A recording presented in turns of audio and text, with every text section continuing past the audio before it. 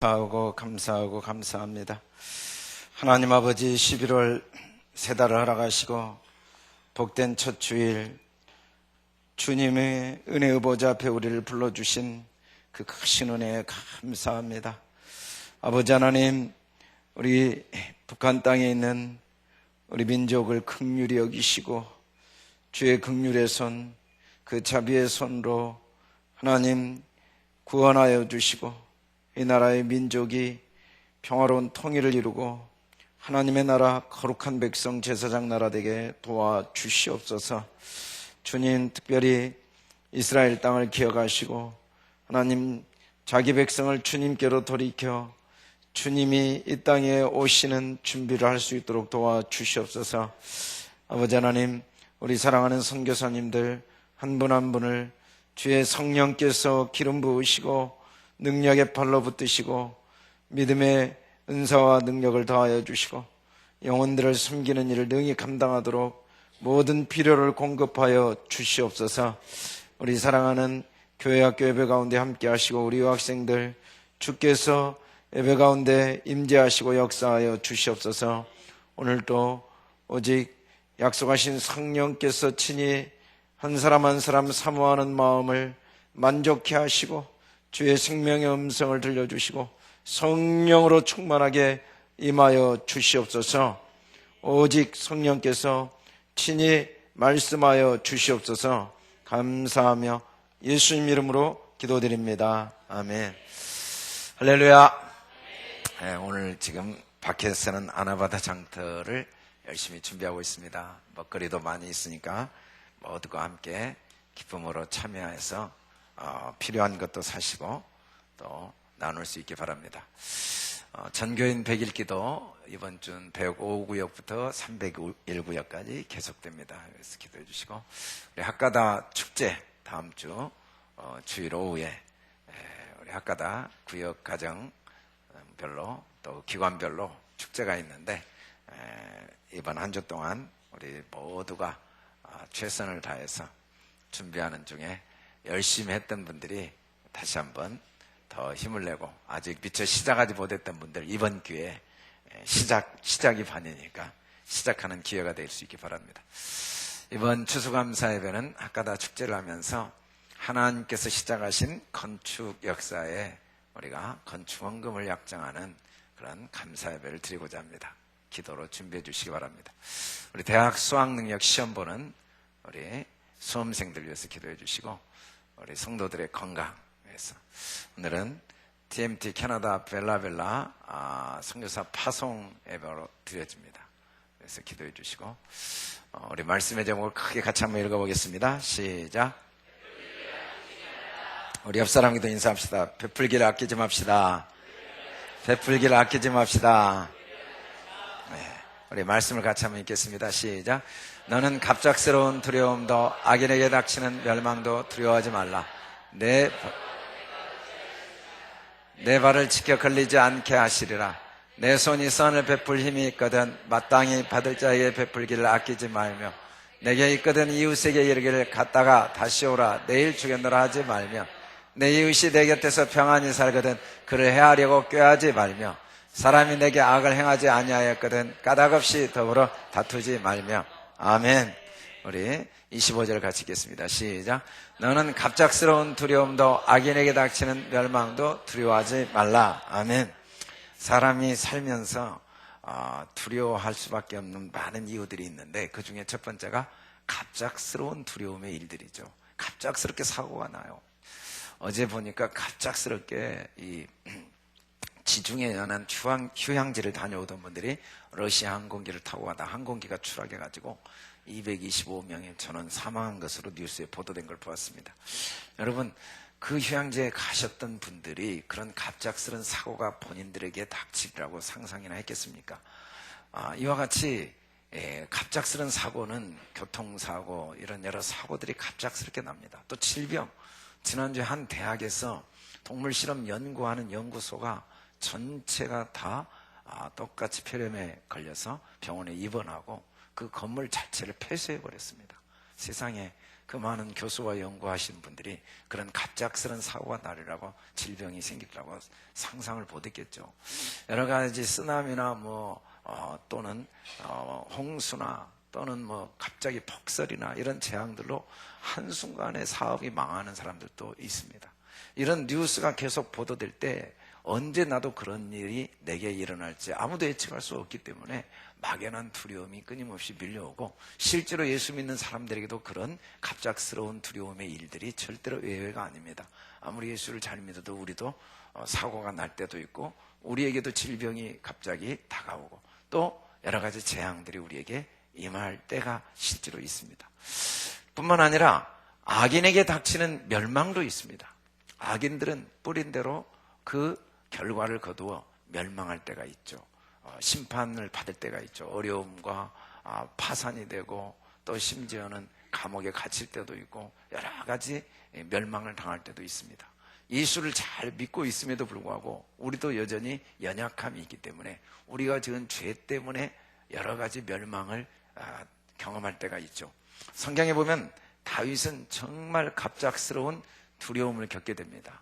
오직 믿음으로 하나님의 영광을 위해 골리앗을 때려 죽였더니, 그것 때문에 갑작스럽게 그냥 이 장인이 시기를 해가지고 왕 사울 왕이 시기를 해서 자기를 죽이려고 갑자기 창을 들어서 던집니다. 악신이 들리니까 이 사람이 자기 사위인데도 불구하고, 이 나라를 구한 영웅인데도 불구하고 그 시기심이 발동해서 자기를 죽이려고 하니까 갑작스럽게 그냥 이 죽음의 위기에 처해가지고 도망자의 신세가 되죠. 뿐만 아니라 그가 간음하고 살인죄를 범함으로써 엄청난 멸망을 겪기도 합니다. 자녀들이 서로 간음을 하고 강간을 하고, 또 서로 죽이고, 자기가 뿌린 씨앗들의 자손대에 가서 정말 견딜 수 없는 그 불행의 열매를 맺게 되고, 심지어는 압살롬에 의해서 쫓겨나서 결국은 이제 왕위에서 쫓겨나 이 도망자의 신세가 될 때도 있었습니다. 누구나 예수를 믿는데도 불구하고 이 악인에게 닥치는 멸망이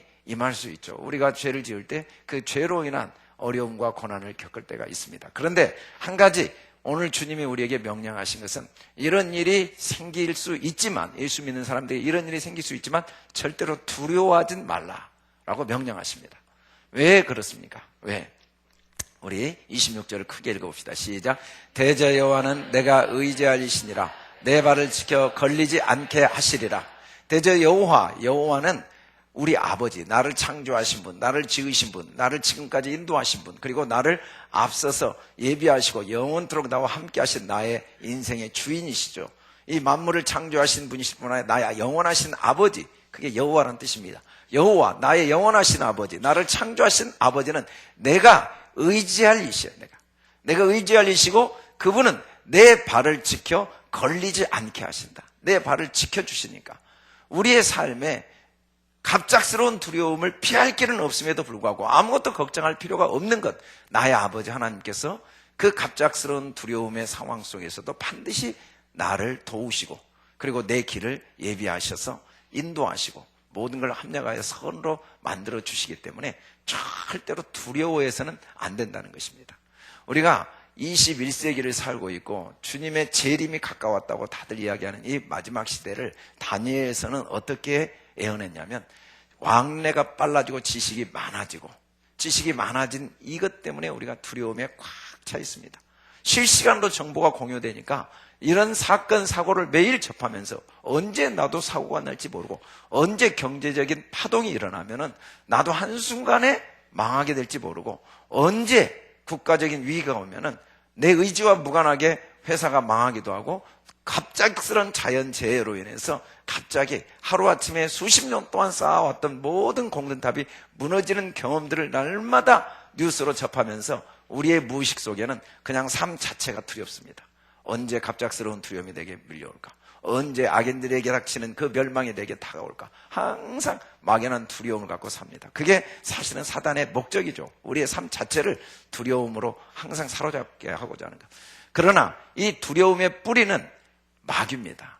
그 뿌리가 불신이니까. 두려움은 불신에서 오고 그 불신의 뿌리는 마귀입니다.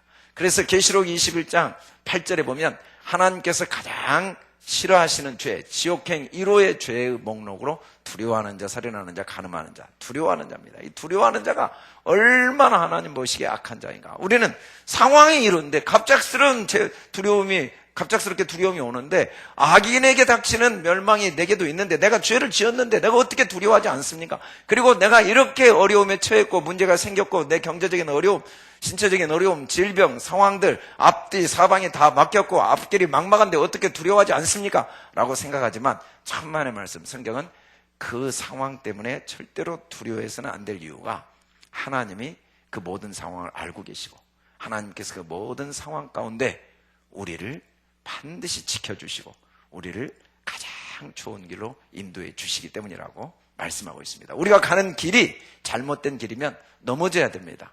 그러지 않으면 계속 멸망의 길로 걸어갈 수밖에 없어요. 넘어지고 어려움이 와야죠. 시련이 와야죠. 고난이 와야죠.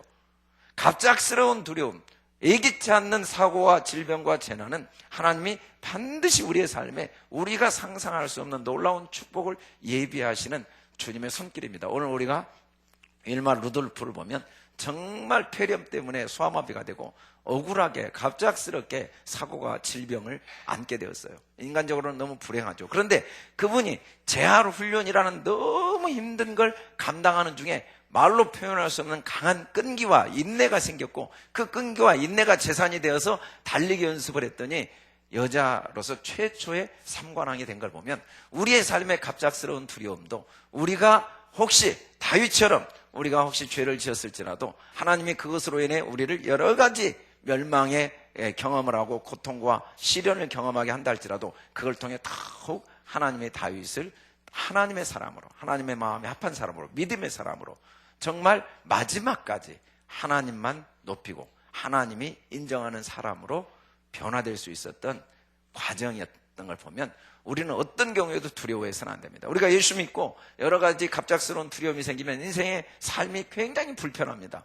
아무리 우리가 불편해도 절대로 불안해서는 안 돼요. 세상 사람들은 하나님을 의지하지 않아도 얼마든지 이 갑작스러운 두려움이나 악인에게 닥치는 멸망을 피할 수 있습니다. 그래서 삶을 편리하게 살 수는 있어요. 편하게 살지만 그 마음의 두려움을 이길 수는 없습니다. 마음의 불안을 이길 수는 없습니다. 오직 마음의 불안, 이 두려움은 믿음으로밖에 이길 수가 없어요. 하나님은 우리가 편안한 삶이 아니라 평안한 삶을 살기를 원하세요. 아멘. 삶의 참된 의미, 참된 목적은 행복이고 행복은 평안에 있어요. 평안한 삶을 살 때가 우리가 사람답게 살지, 마음의 두려움과 염려가 있으면 절대로 하루도 사람이지만 사람답게 살지 못한다고 성경은 말합니다. 우리 마음의 불안과 두려움은 우상숭배입니다. 하나님을 믿지 않는 불신이고, 이 불신은 하나님을 멸시하는 가장 무서운 죄예요. 우리가 이 세상에서 많은 죄를 짓는 것 같지만 알고 보면 이 두려움이 가장 큰 죄예요. 사람들은 내가 뭐 거짓말했습니까? 내가 도둑질했습니까? 내가 뭐 죄를 많이 졌습니까? 내가 남보다 뭘 잘못했습니까? 그러면서도 자기는 마음속에 평안이 없어요. 하나님을 신뢰하지 않고 하나님의 선한 뜻을 믿지 않고, 그리고 항상 두려움 속에 살아요. 그러면 겉으로는 하나님을 믿고 하나님을 의지한 것 같지만 그 두려움 속에 있는 사람들의 삶의 모습은 세상 사람과 똑같습니다. 무엇을 먹을까? 무엇을 입을까? 더 많이 잡고 더 많이 누리고자. 실제로 우리가 하나님을 믿는 삶에 어떤 축복이 있는지 우리 다윗의 고백을 통해 한번 같이 읽어봅시다. 시작. 여호와는 나의 목자시니 내게 부족함이 없으리로다.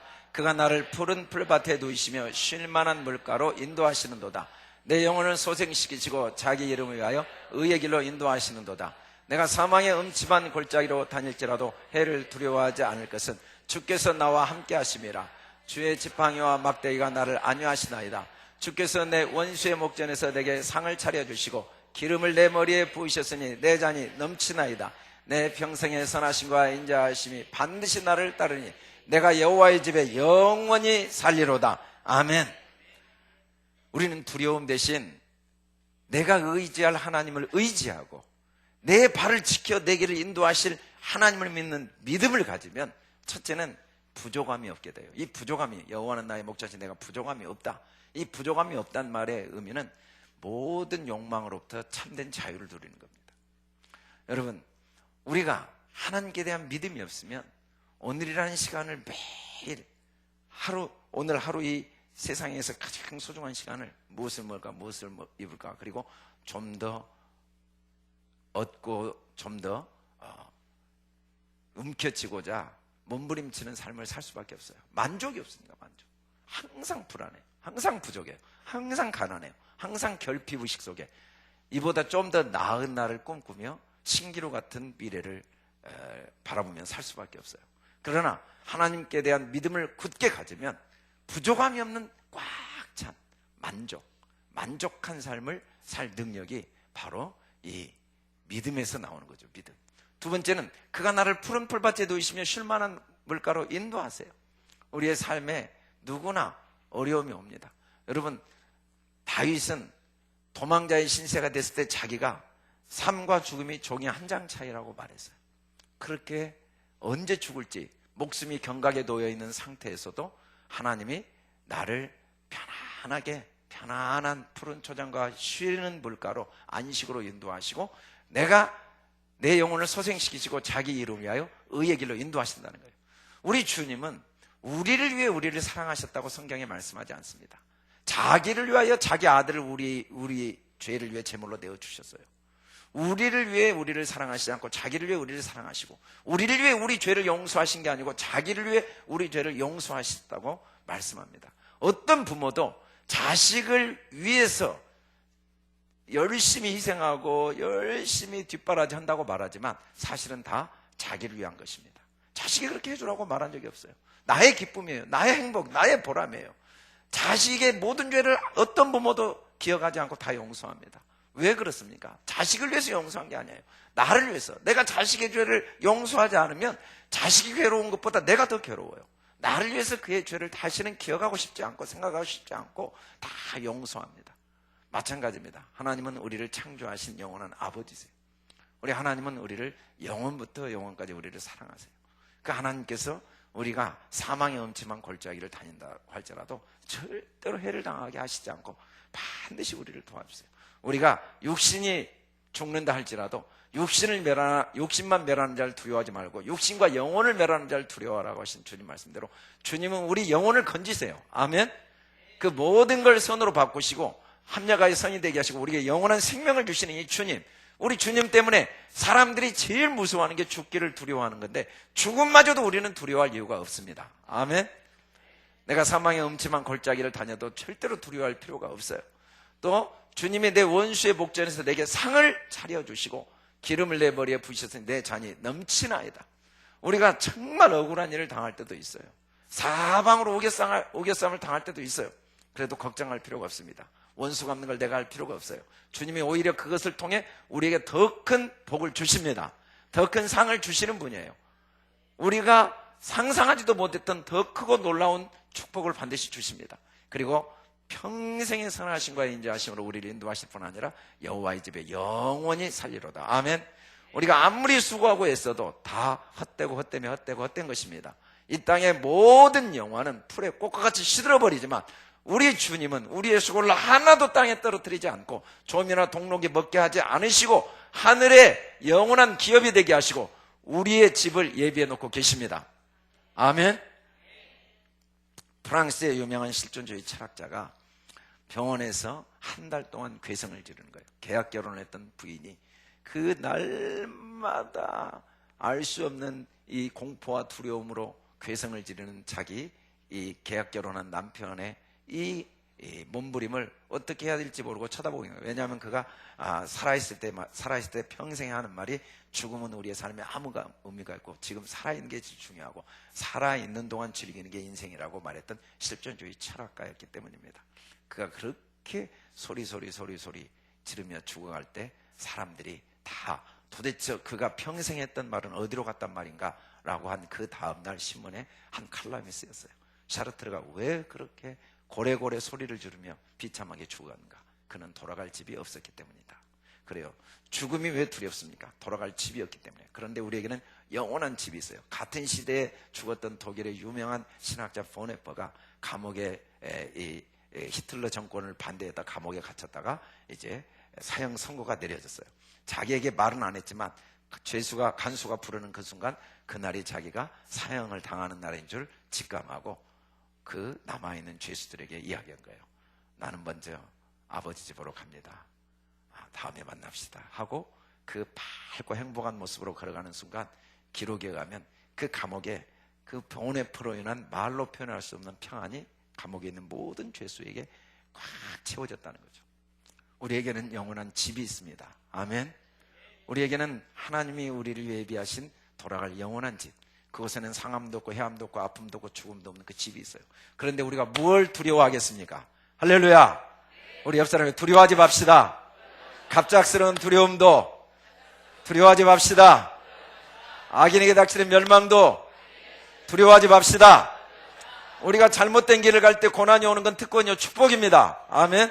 하나님은 그걸 통해 우리를 더 겸손하게 하시고 성숙하게 하시고 더 견고하게 하시고 하나님이 우리를 축복하실 수 있는 그릇으로 만드시는 거죠. 여러분, 고난이 없어 보세요. 어떻게 좋은 금광석이 나오겠습니까? 뜨거운 용광로에 들어가야 되죠. 그래야 쓸모있는 금이 나오는 거예요. 그 금광석에. 어떻게 하나님이 우리를 아름답게 쓰실 수 있겠습니까? 어떻게 이 세상을 넉넉히 이기게 하실 수 있겠습니까? 어떻게 이 세상의 온갖 유혹과 쾌락을 이기는 믿음의 사람으로 우리가 변할 수 있겠습니까? 우리가 잘못된 길을 갈 때 어려움이 오고 고난이 오고 시련이 오고 문제가 있어야 그걸 통해 내 모든 불순물이 제거되고 주님이 쓰시는 하나님의 사람으로 빚어질 수가 있습니다. 우리가 정말 두려움이 없다는 게 무엇인가? 우리 27, 28절 크게 읽어봅시다. 시작. 내 손이 선을 베풀 힘이 있거든 마땅히 받을 자에게 베풀기를 아끼지 말며 내게 있거든 이웃에게 이르기를 갔다가 다시 오라 내일 주겠노라 하지 말며. 여러분, 우리가 정말 하나님을 믿는 믿음 안에 산 증거를 오늘 잠언에서는 이렇게 말합니다. 첫째, 내 손에 베풀 힘이 있거든 마땅히 받을 자에게 베풀기를 아끼지 말라. 그리고 내게 있거든 이웃에게 이르기를 갔다가 다시 오라 내일 주겠노라 하지 말라. 자, 이 말씀에는 세 가지를 우리에게 가르쳐 주는데, 첫째는 내 손에 베풀 힘이 있거든. 여러분, 사람에게는 반드시 베풀 힘이 있습니다. 우리 손이 다 있어요. 손 없는 사람 하나도 없어요. 이 손에는 베풀 힘이 100% 있어요. 사람들이 오해를 합니다. 하나님, 저는 돈이 없습니다. 저는 배운 게 없습니다. 저는 나이가 건강이 없습니다. 저는 능력이 없습니다. 저는 경험이 없습니다. 저는 방법이 없습니다. 수없이 많은 이야기를 합니다. 그러나 성경은 전혀 그렇게 이야기하지 않습니다.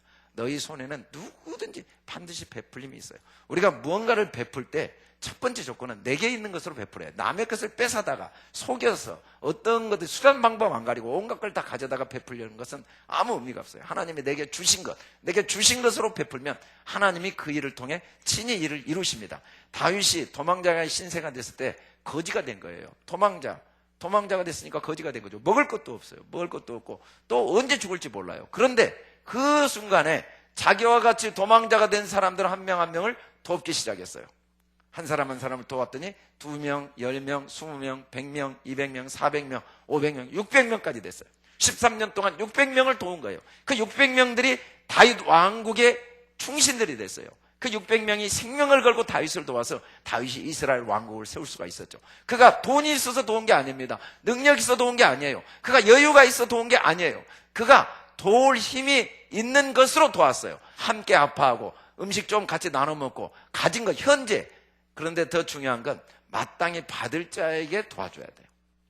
여러분, 우리가 아무나 도와줘서는 안 되죠. 마땅히 받을 자. 이것은 정말 지혜와 분별력이 있어야 돼요. 내가 누군가에게 무엇을 도와줘야 되는데 마땅히 받을 자에게 돕지 않고 잘못 도우면 그 도움이 그에게도 불행이 되고 내게도 헛된 일이 되겠죠. 그러나 마땅히 받을 자에게 도와주면 그 도움이 그에게도 유익이 되고 내게는 하나님께서 영원한 집에 나의 상급을 쌓는 가장 소중한 축복의 통로가 되는 거죠. 그래서 우리는 마땅히 받을 자를 잘 분별해야 됩니다. 과연 이 사람에게 무엇이 필요하고 우리가 뭘 도와줘야 되는가. 아무나 우리가 도울 수도 없고 무조건 도울 수도 없는 거죠. 지나가는 사람이 굶주리고 있어요. 굶주리고 있으니까 나는 돈이 없어요. 돈이 없으니까 이 사람은 돈을 도와줘야 되는데 마땅히 받을 자인데 내가 뭘 도와줄까? 돈도 없어 난 아무것도 못하겠다 라고 생각할 수 있어요. 그런데 한 여자가 키도 작고 곱추인 여자가 마땅히 받을 자라고 느껴졌고 나도 쓰레기통에 버려진 인생이라는 생각 속에 자기 인생을 자살하려고 포기했었던 그 가운데 주님을 만났기 때문에 이 사람을 위해서 내가 뭘 줄 것인가 라고 생각하다가 이 거지와 함께 옆에 있어줘야겠구나. 이 거지를 함께 안아줘야겠구나. 그리고 함께 안아주었어요. 그러면서 한 명, 두 명을 안아줬더니 그분들이 같이 살아나기 시작하고 그 모습을 보고 사람들이 함께 돕기 시작하고 그러다가 한꺼번에 2만 명이나 수용하는 엄청난 복지시설이 만들어졌죠. 그분이 그 유명한 테레사입니다. 자기가 자기 손에 있는 것으로 한 거예요. 돈이 없다고 없는 것을 보지 않고. 우리는 태어나서 죽을 때까지 매 순간 우리에게 주어진 시간을 선을 베풀기 위해 태어났다는 것을 항상 기억해요. 그게 사람입니다. 사람은 삶이 있어야 돼요. 삶이 있어야 내 인생이 사람답죠. 그 삶은 베푸는 게 삶입니다. 사랑이 삶인데 사랑은 말과 혀로 한 게 아니라 베풀어야 돼요. 말로 베풀 수 있습니다. 내가 베풀 수 있는 말이 있죠. 내가 베풀 수 있는 내게 내 손에 있는 걸 지금 베풀면 그것이 하나님이 내 영원한 집의 건축 재료로 쓰셔서 내 집을 만드신다고 성경은 말씀하고 있어요. 고린도서 3장에 보니까 하나님께서 우리를 위해 이제 천국에 인도하셨을 때 각자의 집으로 인도하시는데 그 집은 땅에서 우리가 만든 집으로 인도하신다는 거예요. 어떻게 만들었는가? 어떤 집은 지푸라기로 만들어서, 어떤 집은 나무로 만들어서, 어떤 집은 돌로 만들어서, 어떤 집은 금으로 만들었어요. 그런데 내가 들어갈 집이 전부 불로 한번 태워져요. 불의 공력을 통과해요. 지푸라기로 만든 집은 집이 없어져 버린 거예요. 금으로 만든 집은 그대로 있는 거죠. 언제 금으로 만들 수 있는가? 지금 만들어야 금으로 만듭니다. 아멘. 여러분, 우리의 베품은 지금밖에 없어요. 내일은 없습니다. 영원히 내일은 없어요. 내일은 어제의 오늘이 내일입니다. 지금은 어제의 내일이에요. 우리가 내일을 경험한다면 지금이 유일한 내일이에요. 왜? 어제의 내일이 오늘인데 오늘의 내일은 영원히 안 오니까. 어제의 내일은 지금 왔어요. 지금. 그래서 지금은 우리가 내일 속에 있는 거예요. 과거도 다 지나가서 없어요. 과거. 그런데 내일의 오늘이 과거예요. 내일의 오늘. 과거도 어떻게 우리가 과거에 서 있을 수 있습니까? 과거를 생각할 필요가 없어요. 왜냐하면 지금이 과거니까. 내일의 과거. 또 미래를 생각할 필요가 없어요. 지금이 어제의 미래니까. 지금이 제일 중요해요. 지금 베풀어야 돼요. 지금 선을 베풀고 지금 손에 있는 것으로 나눠야 돼요. 없는 것 보고 안 되는 것 보고 그건 인생이 아니에요.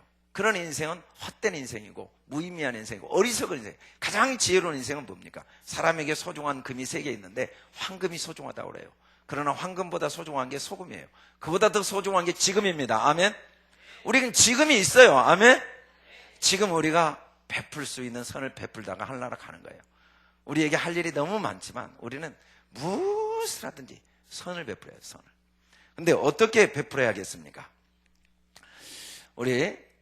우리나라에 전 세계에서 가장 넓은 복지센터가 우리나라에 있다고 그래요. 음성꽃동네가 400만 평, 800명이 상주해요. 연간 20만 명의 자원봉사자들이 나와요. 그런데 이 꽃동네가 어떻게 시작됐는가? 딱 들어가 보면 얻어먹을 수 있는 힘만 있어도 그것은 주님의 은총입니다. 라는 큰 이제 글귀가 이 비석에 새겨져 있어요. 이 글귀가 왜 나왔냐면은 바로 최기동 할아버지의 한 말이죠. 이 최기동 할아버지의 실물 사진이 이렇게 되어 있어요. 오홍진 신부가 젊을 때 처음 최기동 할아버지를 만났을 때 나이 드신 모습이죠. 이분 아주 유복한 가정에서 태어났는데 일본 일제시대 때 징용에 끌려간 거예요. 그래서 거기를 탈출했어요. 탈출하다가 결국은 실패하고 다시 붙잡혀서 얼마나 고문을 당했던지 정신병자가 돼버린 거예요. 그리고는 정신병자가 되니까 거기에서도 쫓겨났어요. 그래서 버려져 가지고 고향으로 돌아왔더니 가족도 없고 친척도 없고 갈 데도 없어서 다리 밑에 딱 거처를 세웠어요. 자기 고향에. 근데 고향 사람들이 마을을 더럽힌다고 돌로 던지고 내쫓아서 어쩔 수 없이 산기슭으로 가서 산기슭에 가보니까 세상이 거기에 자기처럼 버려진 거지들이 있는 거예요. 근데 그 거지 중에 어떤 사람은 걷지도 못하고 병들어 죽을 날만 기다리고 있는 거지들도 있는 걸 보았어요. 그때 자기와 비슷한 처지의 이 거린들을 위해 자기 평생을 살아야겠다라고 결심을 하면서 30년 동안 젊은 날부터 이 거지들을 데려다가 거지들을 위해 동냥을 해서 먹여 살리는 일을 30년 가까이 합니다. 그렇게 5년, 10년, 20년, 30년 하는 동안 수많은 사람들이 그 거지들이 살아나고 그 공동체가 조금씩 회복되는 모습을 보고 많은 사람들이 도우러 올 때마다 먹다 남은 음식이나 쓰다 남은 물건은 고맙게 받겠지만 그 외에는 받지 않겠습니다. 안 받아요. 없는 것으로 주지 말고 먹다 남은 거 쓰다 남은 걸로 주십시오. 그래서 이제 이 버려진 음식을 물에 빨아서 그 병든 사람들에게 가져다 주고 또 가구를 가져다가 움막을 짓고 이렇게 살고 있는 어느 날 오홍진 신부가 이제 이야기를 하죠. 할아버지 자기 몸 하나도 제대로 가누기 힘든 판에 이렇게 30년을 살면서 늙어버린 거예요. 그래서 자기 몸 하나도 가누기 힘든 판에 어찌 그 많은 사람들을 돌보십니까? 그랬더니 할아버지가 사람은 남을 도우며 살아가야 합니다. 그리고 그 도움은 여유가 있어야 할 수 있는 것이겠지만 여유는 빌어먹을 수만 있어도 생기는 법입니다. 그 말을 듣고 이 옥년 신부가 이제 이 할아버지가 하는 일에 자기 인생을 드리고자 함께 일을 하기 시작합니다. 그러면서 점점 이제 많은 사람들을 돕기 시작한 어느 날 이게 소문이 나가지고 1986년 2월 15일에 작은 예수라는 한국 가톨릭 대상을 받고 그 대상으로 120만 원 상금을 받았어요. 근데 이 할아버지가 그 상금을 받으면서 죽기 4년 전인데 길거리에서 죽어가는 사람, 그동안 우리가 운막을 짓고 사람을 도왔는데 이들을 위한 건물을 하나 지어주십시오 하고 120만 원을 줬어요. 그 이야기를 듣고 수많은 사람들이 감동을 받고 헌금을 해서 12억이 된 거예요. 1000배가 된 거예요. 1000배가 돼서 그 첫 건물이 지어지시면서 20년 동안 꽃동네는 건물 하나가 그렇게 120만 원으로 지어지면서 지금은 전 세계에서 가장 큰 복지원이 된 거예요. 이제 꽃동네는 전 세계 10개 나라에 저기 중국, 캄보디아, 필리핀에도 똑같은 꽃동네를 세워서 저렇게 노인들, 불황자들, 버려진 사람들을 돕는 일을 하고 있어요. 여러분, 우리가 선을 베풀 힘이 지금 있는 것으로 할 때 하나님이 역사하십니다. 아멘. 지금 내가 할 수 있는 내 손에 있는 것으로 우리가 시작하면 하나님은 그걸 통해 하나님이 일을 하시고 하나님이 영광을 받으시고, 그리고 우리가 한 그 작은 것이지만 하나님이 그걸 작다고 하시지 않고 내게 있는 것으로 내 마음을 받으셔서 하나님께서 하늘에 우리의 영원한 집을 예비하십니다. 아멘. 특별히 마땅히 받을 자가 누구인지 우리 마태복음 28장 18절로 20절 크게 읽읍시다. 시작. 예수께서 나와 말씀하여 이르시되 하늘과 땅의 모든 권세를 내게 주셨으니 그러므로 너희는 가서 모든 민족을 제자로 삼아 아버지와 아들과 성령 이름으로 세례를 베풀고 내가 너희에게 분부한 모든 것을 가르쳐 지키게 하라. 볼지어다 내가 세상 끝날까지 너희와 항상 함께 있으리라 하시니라. 모든 민족을 하나님의 말씀을 가르쳐 지키게 하여 제자 삼는 것, 이게 우리가 마땅히 베풀어야 될 선입니다. 우리가 선을 베풀어야 되는데 마땅히 받아야 될 건 복음이에요. 아멘. 모든 사람에게 필요한 건 복음이에요. 한 사람도 예외가 없이 모든 사람에게 마땅히 필요한 건 복음입니다. 이 복음보다 귀한 게 없어요. 이 복음, 특히 우리가 다음 세대 자녀들에게 마땅히 받아야 될 게 예수 그리스도의 복음입니다. 복음을 전하는 일. 우리 29절로 30절로 읽어봅시다. 시작. 내 이웃이 내 곁에서 평안히 살거든 그를 해하려고 사람이 내게 악을 행하지 아니하였거든 까닭없이 더불어 다투지 말며. 이웃이 내 곁에 평안히 살거든 그를 해하려고 꾀하지 말라. 이 꾀하라는 건 열심히 계획을 세우고 열심히 머리를 쓰는 거죠. 여러분, 사람들 끊임없이 앞을 보고 주님을 의지하고 내 길을 가는 게 아니라 어떻게 남과 경쟁하고 남을 이기고 어떻게 다른 사람들을 이용하고 끊임없이 계획을 세우고 끊임없이 고민합니다. 어떤 누구를 이용해 먹을까, 누구를 사용할까, 어떤 방법을 사용할까 끊임없이 고민해요. 그렇게 하면 반드시 망하는 이유가 자기보다 더 꽤 많은 사람 만납니다. 그러나 우리가 하나님을 믿고 묵묵히 장거리 레이스, 믿음의 경주를 묵묵히 달려가면 하나님 반드시 우리 길을 지켜주시고 보호해 주십니다.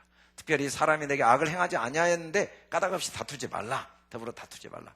우리 사람 마음에는 뿌리 깊은 이기심과 우리 마음에는 뿌리 깊은 자기 중심성 때문에 우리는 평생 편견과 오해 속에 살 수밖에 없어요. 사람은 자기 잘못을 평생 두세 가지 잘못을 10년, 20년, 30년, 50년, 60년 계속 반복합니다. 수십 가지 잘못을 올해는 이거, 내년에 이거 그러지 않아요. 자기 잘못을 수십 년을 또 반복하고 또 반복하면서도 당연히 모든 사람이 내 잘못을 이해해주고 용서해줘야 된다고 확신하고 있어요. 그리고 그 잘못을 이해해주고 용서하지 않으면 분노를 하면서도 남의 잘못이 몇 번만 반복돼도 그건 사람도 아니다. 내가 그 다시는 쳐다보지도 않고 다시는 내가 그 인간도 아니다. 돌아다니면서 다 험담을 합니다. 그놈이 아주 거짓말하고 그놈이 아주 나쁜 사람이고 그놈이 아주 쓸모없고 게으르고 악하고. 자기 잘못은 수십 년을 반복해도 누가 한마디 하면은 참질 못합니다. 어떻게 지가 뭔데 나에 대해서 그런 이야기를 하고 아주 막 견디지 못하면서도 남에 대해서는 그렇게 인색하고 자기에 대해서는 그렇게 관대한 우리는 평생 자기를 알 수가 없어요. 자기를 평생 모르고 어리석고 미련하게 살아가는 이 우리의 연약함은 우리 이기심과 우리 자기 중심성 때문이죠. 그래서 우리가 다른 사람들을 절대로 허물을 보지 않고 아무리 약점이 많아도 장점만 보려고 죽어라고 노력해도 오히려 부족합니다. 사람들은 내가 너를 얼마나 용서했는데, 내가 얼마나 참았는데, 내가 대단한 것으로 착각하지만 천만의 말씀, 주님 앞에 서보면 아무리 노력해도 자기에 대한 관대함에 비하면 정말 속된 말로 세 발의 피입니다. 그래서 우리가 로마서 12장 18절 크게 봅시다. 시작. 할 수 있거든 너희로서는 모든 사람으로도 화목하라. 우리는 모든 사람과 화목해야 돼요. 그 사람이 악한 사람이건 그 사람이 나쁜 사람이건 절대로. 우리 18절을 같이 읽어봅시다. 고린도서 시작. 모든 것이 하나님께로서 났으니 그가 그리스도로 말미암아 우리를 자기와 화목하게 하시고 또 우리에게 화목해 하는 직분을 주셨으니, 우리 주님이 77번도 우리 죄를 용서했어요. 우리의 죄를 한 번도 정죄하지 않고 우리 모든 죄를, 과거 현재 미래의 죄를 십자가에서 다 소멸하시고 우리를 그 큰 사랑으로 용서하시고 우리를 그리스도로 말미암아 하나님과 화목, 항상 언제든지 하나님 앞에 나가게 하시고 하나님의 집으로 우리를 인도하시죠. 그리고 난 다음에 우리도 이 땅에 육신인 동안에는 화목케 하는 직분을 주셨습니다. 아멘. 이게 우리가 이 땅에 살아야 될 이유예요. 우리 고린도서 5장 15절 크게 읽읍시다. 시작. 곧 하나님께서 그리스도 안에 계시사 세상을 자기와 화목케 하시며 그들의 죄를 그들에게 돌리지 아니하시고 화목케 하는 말씀을 우리에게 부탁하셨느니라. 여러분, 어떻게 화목케 하냐면 말씀으로. 아멘. 여러분, 화목은 말로 되는 거예요. 아멘. 하나님의 복음의 말씀. 아멘. 믿음의 말씀, 선한 말씀, 능력의 말씀, 희망의 말씀, 용서의 말씀, 위로의 말씀, 축복의 말씀, 감사의 말씀, 격려의 말씀으로 우리는 화목케 하는 일을 하라고 하나님께 부탁받고 이 땅에 살아있습니다. 아멘. 그게 정말 우리가 살아있는 이유고 우리가 해야 될 일이에요. 베드로전서 5장 13절 크게 읽읍시다. 시작. 그들의 역사로 말미암아 사랑 안에서 가장 귀하게 여기며 너희끼리 화목하라. 여러분, 사람이 가까이 있으니까 약점이 보여요. 멀리 있으니까 훌륭하게 보여요. 아무리 훌륭한 사람도 가까이 오면 점이 보입니다. 하얀 종이에 점만 보이듯이 그 사람 약점만 보여서 크게 보이지 그 사람의 장점이 약점보다 수만 가지예요.